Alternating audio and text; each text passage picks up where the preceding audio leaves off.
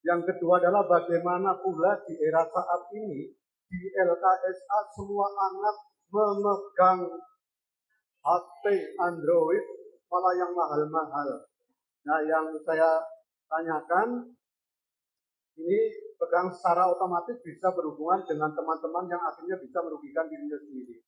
Dalam hal ini kita cukup sulit untuk mengendalikan karena hal tersebut sudah eranya era Android itu begitu Bu. Jadi ini sungguh mengerikan menurut saya. Ini pemateri yang pertama. Lalu kepada pemateri yang kedua. Yang pertama adalah pelecehan seksual perempuan terhadap laki-laki biasanya sudah sama-sama dewasa. Itu apa bentuk-bentuknya Pak? Terima kasih. Wassalamualaikum warahmatullahi wabarakatuh. Baik, Bapak Ibu bersabar dulu ya, beberapa penanya sudah mengajukan pertanyaan. Kita beri kesempatan kepada para narasumber untuk menjawabnya. Yang di bawah dulu ya Pak Selamat ya, Bu Astuti dulu, monggo.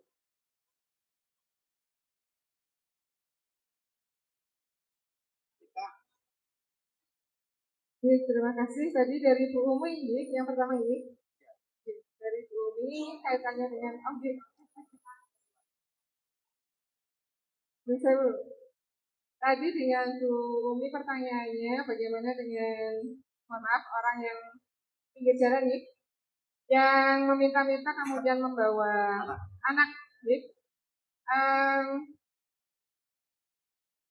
Sebetulnya itu harus ditelusuri dulu ya. Walaupun memang itu sudah kasat mata nih, anaknya dibawa panasan di jalan, kita lihat itu sering dari pagi kok sampai sore kok tidur terus gitu ya. Berdasarkan yang sudah pernah dilakukan penelitian memang ada anak yang sengaja diberi obat tidur biar selama digendong itu anteng. Jadi, itu ada yang honor yang seperti itu.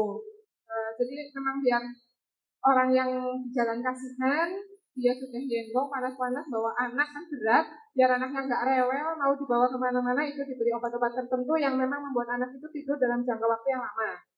Nah, kalau ditanyakan apakah itu termasuk terhadap tindak yang tadi disampaikan, kalau saya sampaikan itu masuk Bu, itu termasuk melanggar banyak hak anak, ya. Banyak hak anak mulai dari hak tumbuh kembangnya, mendapatkan lingkungan tubuh yang baik, mungkin pendidikan juga karena dia sepanjang hari di jalan gitu ya, tidak terpenuhi ekonomi gizinya gitu dan seterusnya itu dari perbuatan tersebut memang terdapat banyak pelanggaran.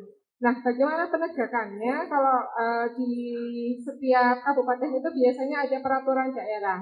Itu yang paling cepat bisa ditindak itu kalau ditindak melalui penegakan perda.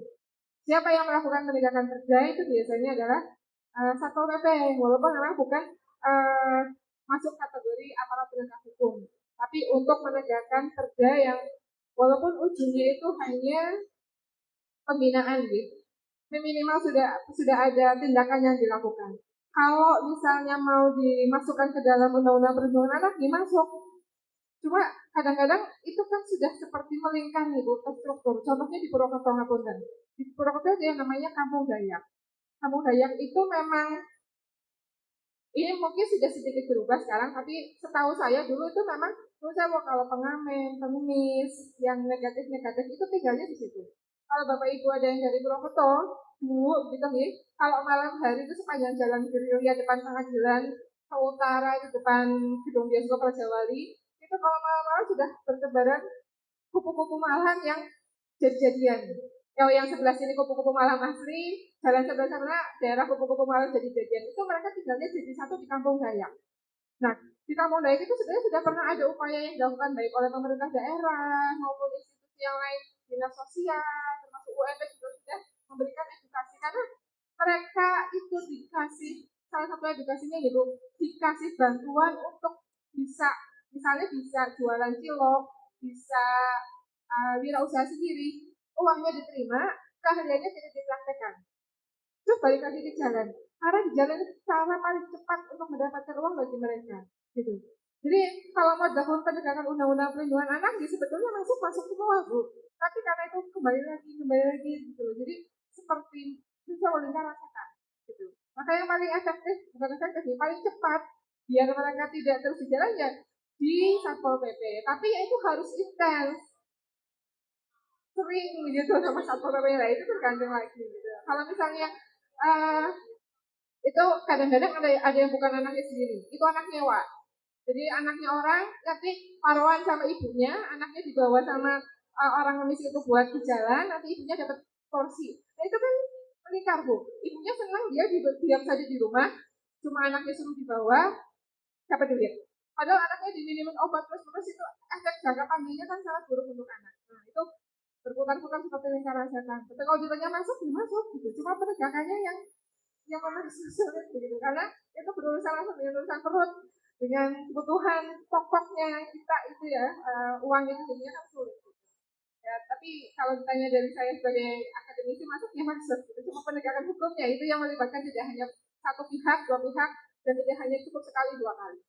Gitu Ibu. Terima kasih. Yang kedua tadi dari Bapak dari Pak Sudirman, jadi katanya dengan zaman sekarang anak sudah pegang gadget terus nih Pak ini. Memang serba salah ya Pak ya. Kalau kita mau melarang karena posisi kita mungkin Bapak bukan orang tua kandung gitu ya. Karena memang didudukan sebagai pengurus. Cuma karena diniatkan begini Pak. Karena Bapak diamanahi untuk mendidik mereka. Walaupun mungkin tidak full sebagaimana orang tua kandung, tapi kan Bapak ada amanah untuk mengasuh, untuk mendidik mereka. Nah, cara yang paling efektif dan tidak untuk mengurangi dampak negatif gadget itu adalah mengurangi pemakaian, Pak. Kalau misalnya dimungkinkan, dibatasi jamnya. Misalnya satu hari cukup 3 jam, misalnya. Kalau misalnya mau nambah, silakan melakukan apa gini, misalnya suruh nyapu dulu atau suruh ngapain dulu lah, itu nanti. Jadi ada kesepakatan antara bapak dengan anak-anak. Satu, mereka tahu kapan waktunya untuk menggunakan HP, itu dulu aturan itu harus ditaati bersama. Misalnya boleh hanya setelah belajar, boleh hanya malam hari, aturan itu disepakati bersama. Dan kalau dilanggar nanti ada efeknya apa? Dikurangi jamnya. Itu mereka memang nggak mau dikurangi jamnya. Kemudian yang kedua, bapak harus konsisten tegas juga. Jangan anak-anak nggak boleh pegang HP, tapi di depan anak-anak kadang-kadang ibu bapak yang melarang mainan HP. Itu nanti aturan yang sudah disepakati itu tidak menimbulkan efek yang sebagaimana diharapkan. Jadi malah kayaknya ada orang tua yang melarang tapi dia menjalankan jargoni. Anaknya malah pas bapak kayak ibu DB gitu. Itu. Kemudian karena mungkin beda generasi antara orang tua dengan anak-anak, itu kan anak-anak yakinlah lebih pintar megang HP-nya. Bagaimana mereka bikin kata sandi biar orang tuanya nggak buka HP-nya, bagaimana game-game itu disembunyikan di folder. Nah, itu memang butuh pendekatan-pendekatan yang pelan-pelan Pak. Harus selalu, tapi jangan berhenti gitu. Pokoknya yang kalau belum kecanduan saja itu masih bisa diarahkan walaupun sulit.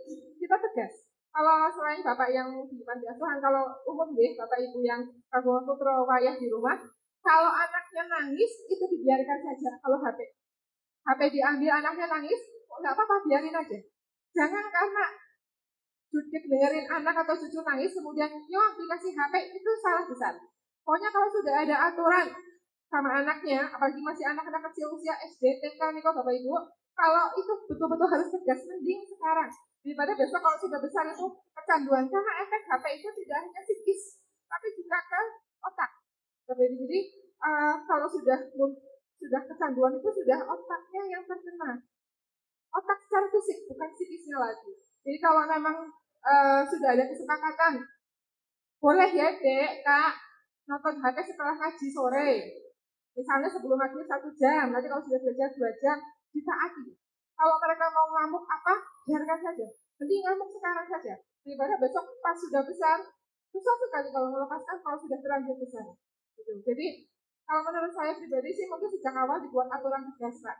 Bapak kan juga punya kewenangan untuk membuat aturan di panti nih, membuat kapan penggunaan. Kemudian kalau misalnya tadi ada pelanggaran terhadap jam, oh ditahan atau bagaimana, tahan selama 1 hari, mereka pasti kan nggak mau. Atau dikurangi waktunya, intinya ada aturan yang tegas dilaksanakan, ada reward atau hadiah dan punishment atau hukuman kalau melanggar aturan tersebut. Gitu sih. Kalau ya mungkin berat ya Pak ya. Berat karena namanya sekarang garap tugas gitu, Pak guru PR nang HP gitu. Ya bareng-bareng, jangan sendiri di kamar di kasur. Apalagi kalau misalnya tidur, jangan sampai diberi HP Bapak Ibu. Kalau tidur anak-anak tuh mending HP-nya tarik saja. Karena 75% anak mengalami gangguan tidur itu kalau kecanduan HP. Bapak Ibu mungkin nggak pirsa kalau malam-malam Bapak Ibu sudah cari anaknya lagi melek scroll TikTok misalnya, atau yang game, itu benar-benar luar biasa, merusaknya maksudnya. Jadi mungkin itu Pak, ada aturan dari Bapak, mudah-mudahan dimudahkan untuk bisa mengatur kaitannya HP itu tadi. Oke, kasih aplaus untuk Ibu Afika. Selanjutnya pertanyaan-pertanyaan tentang TPKS, Pak Slamet dan Pak Wahidin, silakan berbagi.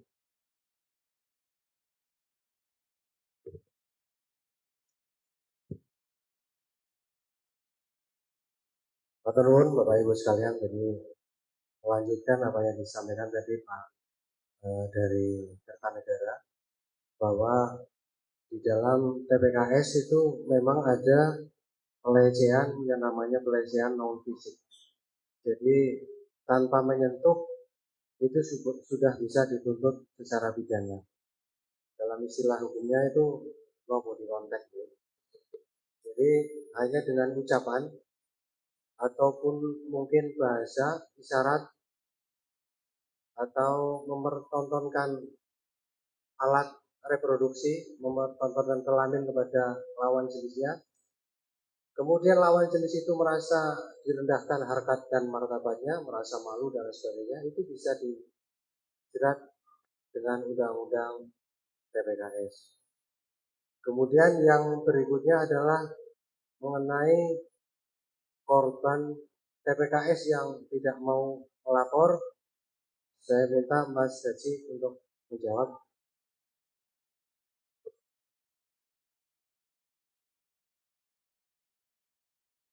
Oke, terima kasih. Tadi ini penanya dari Ibu Sulastri, Ibu dari PN sebenarnya. Ya, tapi karena jawab pertanyaan harus dijawab ya. Jadi ketika ada kondisi bahwa korban tidak mau melaporkan, inilah tadi yang saya sampaikan ya. Jadi peran kita adalah memberikan support. Karena kalau misalnya tindakan itu tidak dilakukan laporan, ya pasti dampaknya adalah akan terjadi yang berikutnya. Tadi ada ke 1, kedua, ketiga, bahkan mungkin keempat. Ya, jadi memang kalau misalnya itu harus disupport. Tadi makanya ada psikiater di sana. Berikan bahwa kalau misalnya ini dibiarkan, pasti itu akan berlanjut terus. Ya, jadi kalau misalnya kita mengetahui, memang itu adalah daripada ya bahasanya, ketika kita menanggung malu, ya kan mestinya ada sebuah alternatif yang harus kita ambil. Ya kita paretokan. Saya kalau misalnya tidak melakukan laporan, saya malu. Ya, apabila laporan saya malu. Tapi kalau nggak dilaporkan, ini akan berlanjut terus. Karena apa? Ketika dia tidak melaporkan, maka si pelaku malah mungkin akan berani. Atau mungkin dengan ancaman, awas kalau misalnya nanti kamu laporkan, saya akan pukul kamu, saya akan bunuh kamu. Biasanya seperti itu. Ya, kalau misalnya hal itu dibiarkan, ketika dia tidak melaporkan, tentunya memberikan ruang yang lebih besar kepada si pelaku untuk melakukan tindakan berikutnya. 1. Yang kedua, ketika hal itu diketahui oleh pihak lain, ya ini yang jadi lebih riskan, orang lain pun bisa melakukan hal yang sama kepada korban yang sama, lebih mengerikan, ya. Karena itu yang pertama dibiarkan, yang kedua pun akhirnya berbuat hal yang sama. Ini kalau misalnya diketahui sama pihak yang lain. Ya, jadi harapannya sih sebenarnya, ya ketika ini sudah terjadi, ya kita yang penting adalah alternatif solusinya mau seperti apa. Kalau yang sifatnya masih pencegahan tadi dari Ibu dosen sudah menyampaikan, yang terjadi adalah ketika peristiwa itu sudah terjadi, kita carikan alternatif solusinya mau seperti apa itu tadi. tetap dorong itu adalah untuk membuat laporan. Toh itu nantinya didampingi tadi kan, disampaikan juga sama Pak Selamat sebagai narasumber. Kemudian sebentar itu ya Bu Lastri ya. Kemudian yang kedua, ini saya menjawab pertanyaan dari Bapak Sutarso ya. Jadi tadi kalau misalnya disampaikan, masa ngomong tentang pidana, wong Gusti Allah Maha Pengampun, kan gitu ya.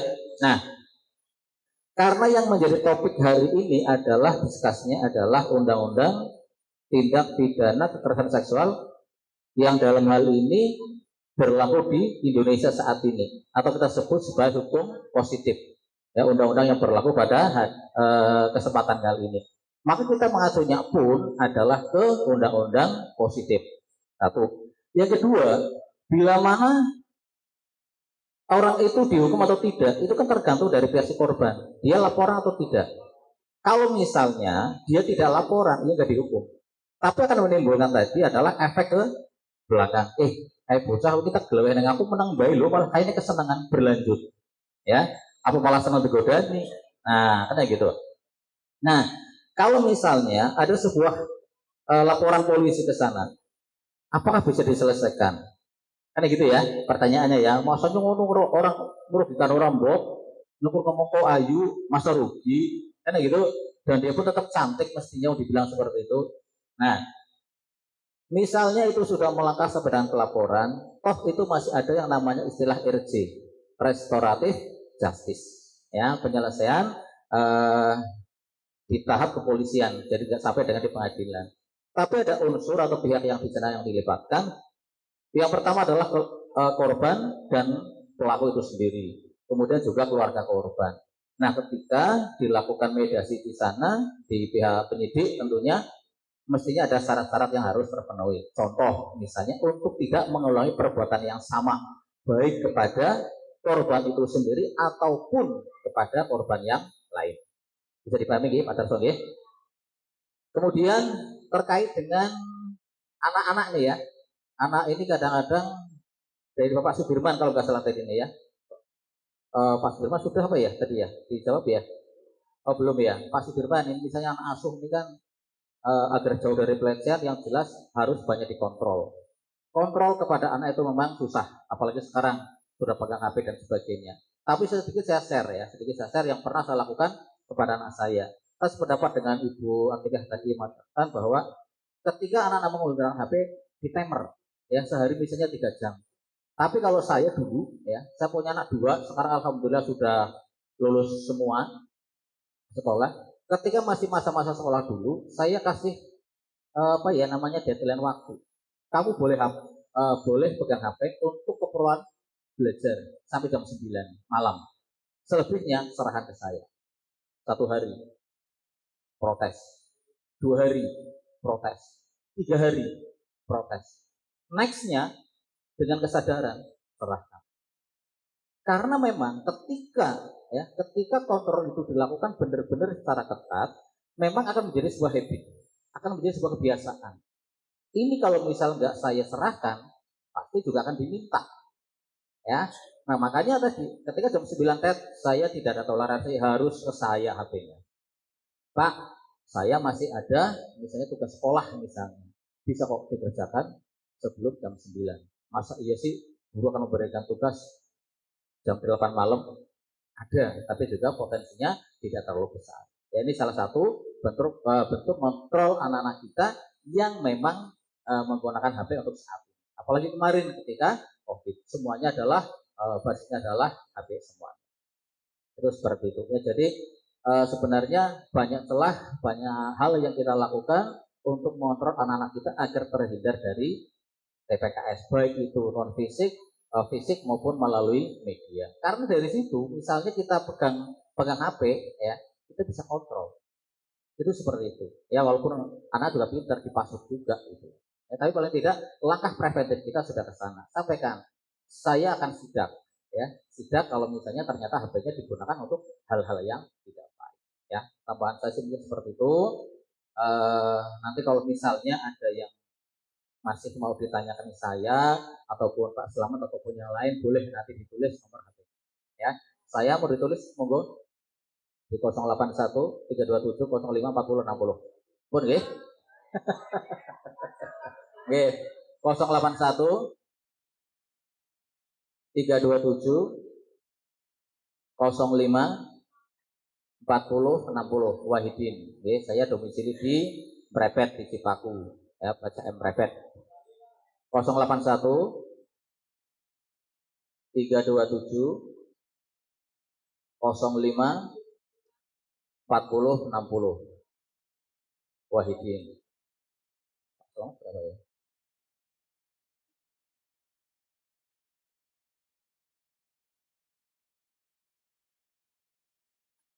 Pak Selamat sekalian nggih. Dalam kantor saya di Kedung Menjangan. Kedung Menjangan, terus di rumah juga ada, bukan kantor ya namanya, di rumah. Jadi kita tersediakan space lah. Kalau misalnya ada yang mau konsultasi. Kemudian Pak Selamat, izin Pak Selamat sekalian ya. Pak Selamat Kusnandar 089 85 176 353. Sekali lagi 089 85 176 353. Pak Selamat Kusnandar. Jadi nun sewu sedikit saya sampaikan bahwa selain kami di MHH, kita juga dari organisasi profesi yang sama di Beradi. Saya di ketua PBH-nya, Pak Selamat di pendidikan ya, di PKPA-nya di pendidikan. Jadi bisa jadi nanti putra ibu misalnya ada yang sudah sarjana hukum, kepengen menjadi advokat, nanti ada langkah yang harus diikuti, yaitu PKPA, pendidikan profesi advokat. Oke, begitu. Kalau ini kan terbatasan waktu, kalau misalnya nanti ada yang mau ditanyakan, boleh share ke saya. Sampaikan saya dari PCM mana biar nanti ketahuan. Oke. Terima kasih, kurang lebihnya minta maaf. Sekian saya kira, wassalamualaikum warahmatullahi wabarakatuh. Waalaikumsalam. Baik, cek 1, 2, 3. Bapak Ibu, karena antusiasme peserta Bapak Ibu semua sangat tinggi, panitia banyak mentoleransi ya. Saya tanyakan lagi, Bu Tati masih beri kesempatan 2 orang lagi atau cukup? Oke, cukup. Oke. Baik, Bapak Ibu yang kami hormati, saya kan harus menurut panitia. 2 lagi, oke, 2 lagi saya tanyakan ke Bapak Ibu semua. Jangan ngatur terus. Baik, Bapak Ibu yang hormati, rangkaian sosialisasi hukum tentang pertama Undang-Undang Nomor 12 Tahun 2022 tentang TPKS dan Undang-Undang Nomor 23 Tahun 2002 tentang Perlindungan Anak sudah selesai ya. Dan tanya jawab sudah sangat hidup, sangat banyak ya. Panitia sangat mengapresiasi kehadiran serta antusiasme Bapak Ibu semua. Acara ini tidak berhenti di sini. Kita mendorong agar ya bagian hukum di PT Muhammadiyah dan Asia ini ke depan lebih progresif karena semakin banyak permasalahan hukum, minimal harus diimbangi dengan kesadaran hukum di masing-masing kita. Kita kasih aplaus untuk PT Muhammadiyah Asia, kasih aplaus untuk panitia, kasih aplaus untuk semua narasumber. Saya berjanji ya, nanti tak masukkan berita di Kompas. Tapi nanti harus ada foto narasumber, kemudian narasumber dengan panitia, kemudian foto bersama. Nanti saya tak usaha berita nembus yang nasional sekalian ya, Kompas. Demikian ya Bapak Ibu semua, nanti sebelum saya undur diri, panitia akan memberikan door prize. Saya serahkan sepenuhnya kepada Ibu Tati beserta grup discussion ya. Saya mohon maaf, saya undur diri langsung ya Bu ya. Saya undur diri, nanti silakan Bu Tati. Sekian, bila Bapak Ibu semua. Demikian rangkaian acara hari ini. Apabila saya banyak kesalahan, karena ini saya termasuknya super sibuk ini. Luar biasa ya, sehingga capek gitu. Biasanya tidak semacam ini luar biasa. Antusiasmenya, tepuk tangan. Muhammadiyah oke lah. Muhammadiyah. Sekian saya berikan ke Ibu Tati. Assalamualaikum ya, Aisyah, panitia. Sekian, wassalamualaikum warahmatullahi wabarakatuh. Bu Tati, silakan.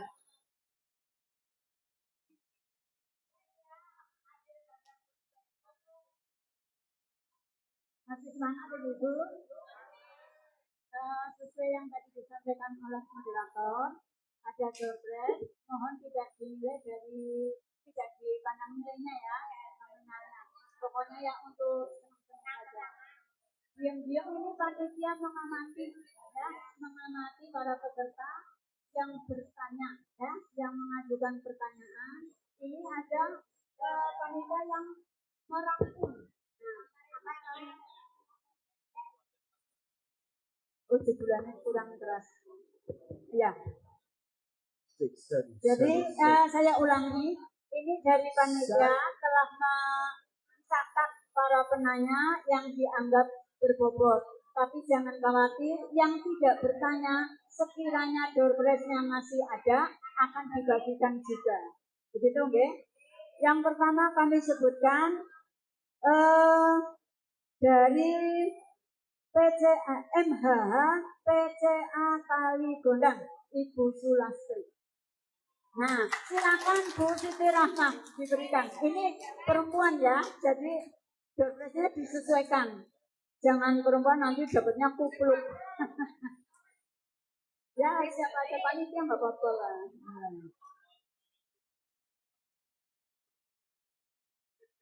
Nah.